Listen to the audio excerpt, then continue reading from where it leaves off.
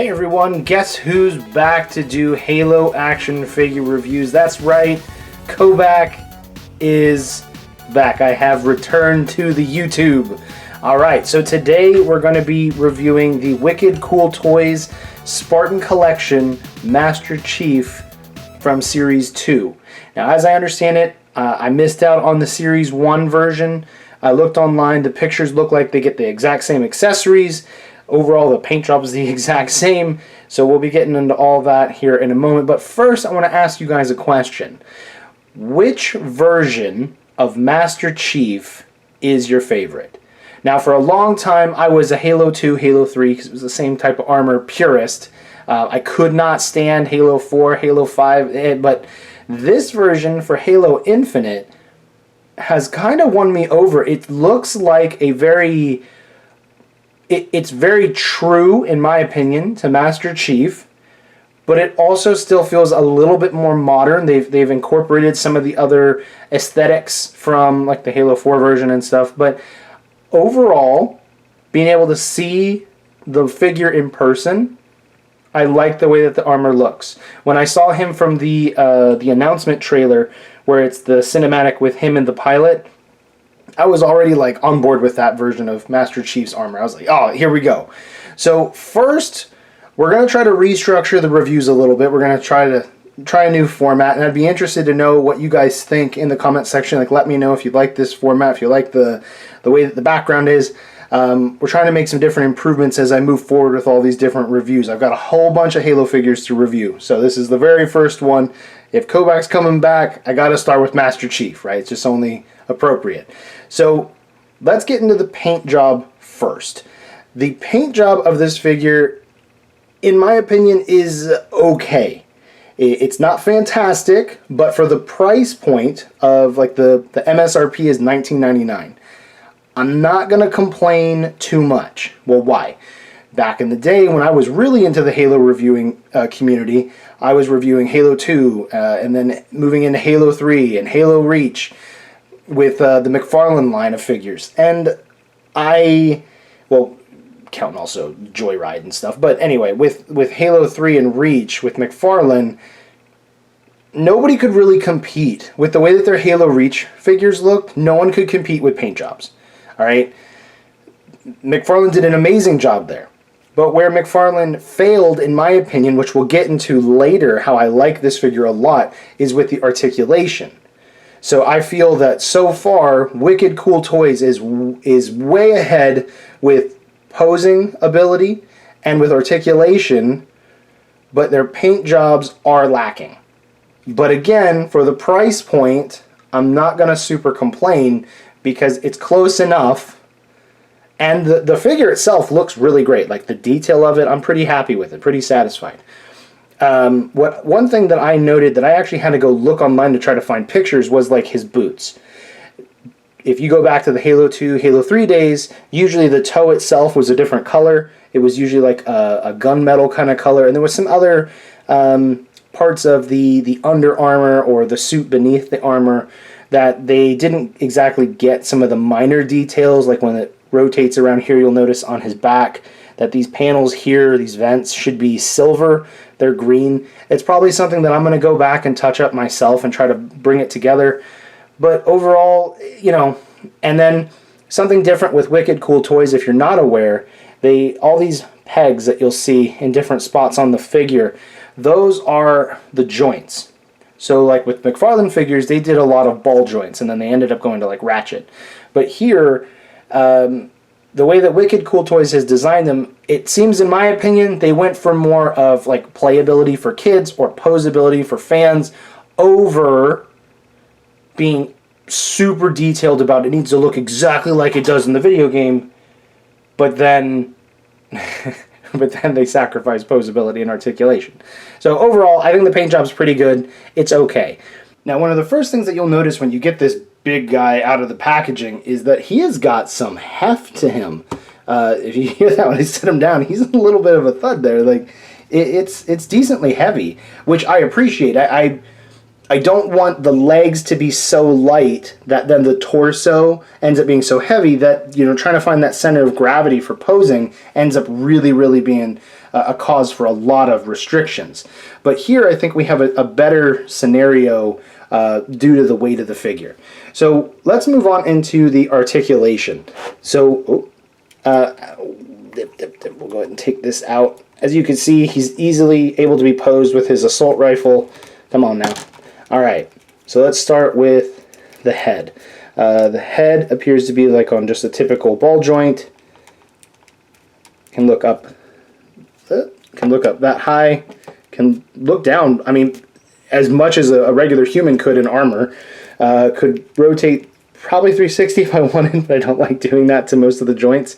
The waist is very restrictive. There's not a lot. It basically just wiggles, but there's not really anything. So you've got two different points of articulation here at the bottom of the waist and then at the mid waist, or at the just beneath the chest. And it doesn't really give a whole lot there, as you can see. Something very cool, though, that Wicked Cool Toys has that McFarlane did not have is that you will notice right here there is a shoulder articulation right here in the back. That I had a little bit of a nerd moment when I found that out, because I did not know that until I opened the figure. So that helps give way better posability for like holding weapons and just looking cooler than it does just being stuck with just a normal shoulder like type of rotation. Arms can rotate 360. Can't really open that far, like can't lift because of the shoulder pad, but it's not the end of the world. Can come down that far. It's rotation at the top of the shoulder, or top of the bicep here can rotate. Then you have a double jointed elbow, so you can get a nice range of motion there. And then the hands, which you'll see later, are accessories, and the hands are removable, but they are still on a like typical ratchet joint, but they can still rotate 360 because you can just pop them out and hold for different weapons. So both arms are the same there. Coming to the hips, you've got two different points of articulation, so the legs can kick out pretty far. Why in the world can that one kick out? Oh, there we go. So that's a pretty large spread. You can do some pretty interesting poses there. Can come that far forward. Can't go back very far because of the way that the gluteus maximus is. And then you have your double knee joint, which is absolutely fantastic. Absolutely, like that allows for so much stuff for posing. Nerd moment, I get it, I know.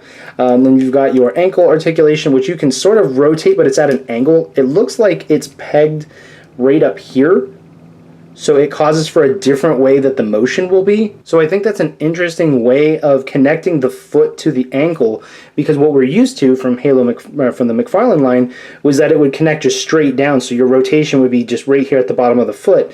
Here, it's coming at the top of the foot, so you can see that there's light passing through there, so you know that the joint's not there. But it gives you decent range of motion. Then you can rotate. You have to kind of just play with it if you want to try to get it in different poses. And then you have the toe.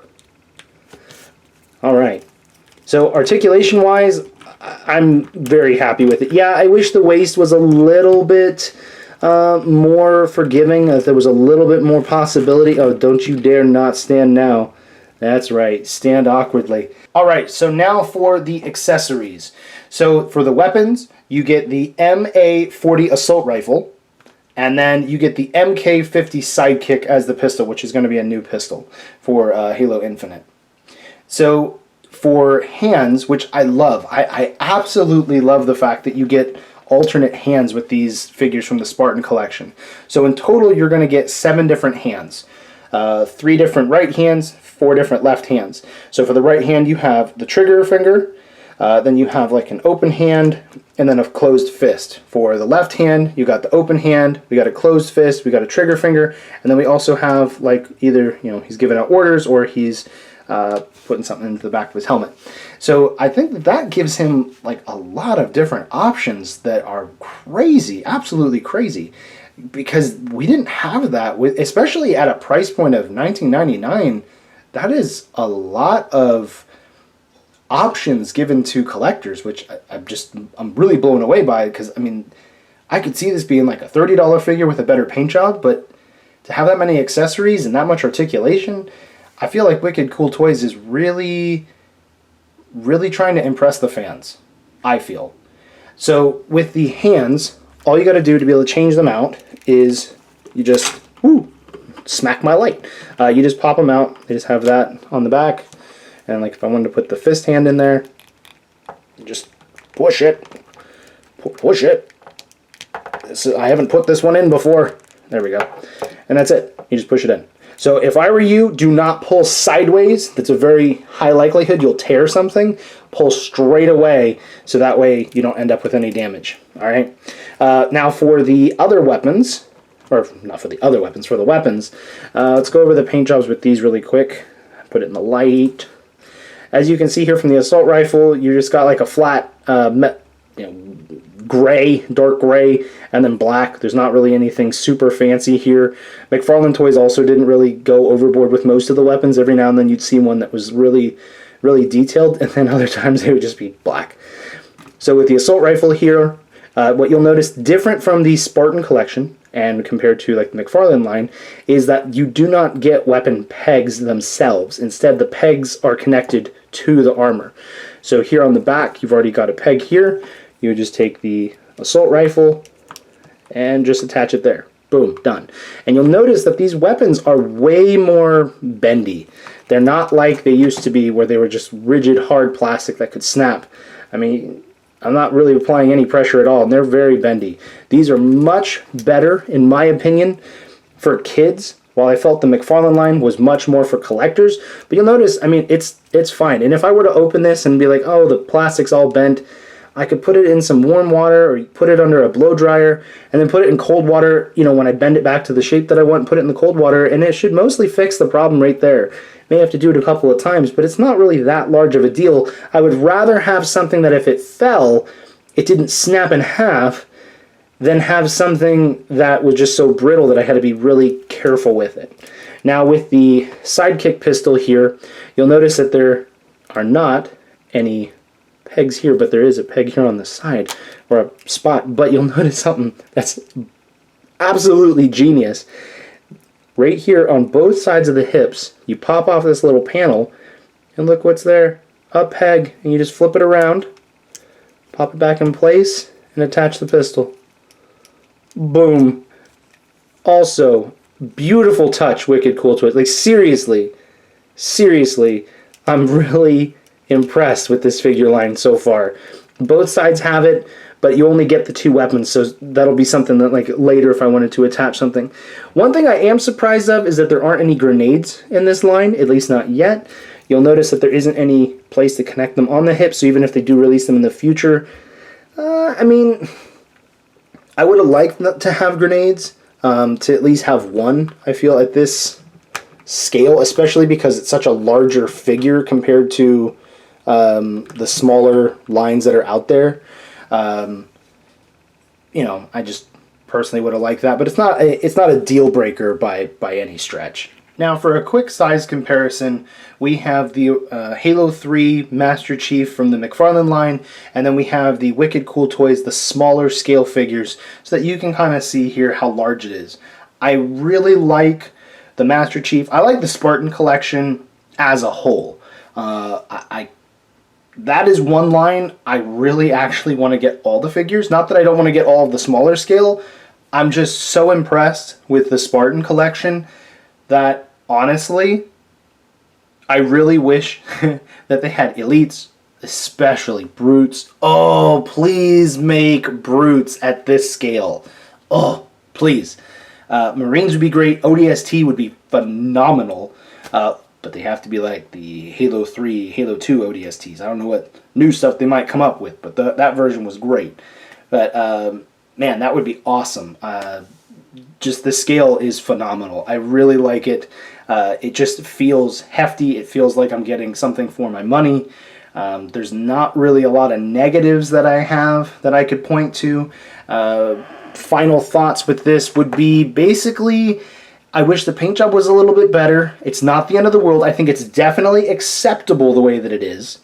And I don't say that to be as to downplay it and to say, oh no, this is garbage. I mean, honestly, on a scale of like 1 to 5, I would definitely put this at 4.5, if not 5. The only thing that I'm a little bit hesitant on is the joints and what their longevity will be. But I feel that even if the joints were to get loose, I can probably fix them. The other thing is the not absolutely wonderful paint job. But that would be it. I mean, I get hands for days here, all kinds of accessories, 2 weapons, way better articulation, the heft of the figure, just the ability for the types of poses that I can do. Seriously, I'm very thrilled for this line, and I'm looking forward to collecting the rest and to doing the reviews for you guys. So let me know down in the comment section what you thought of this review. Do you like this format? Do you have some other suggestions? And what are your thoughts on this figure? Do you have it yourself? What do you think about it? And yeah, we'll go from there. Alright guys, thank you very much for watching. I'm glad to be back doing reviews, and there's a lot more content on the way. See you guys.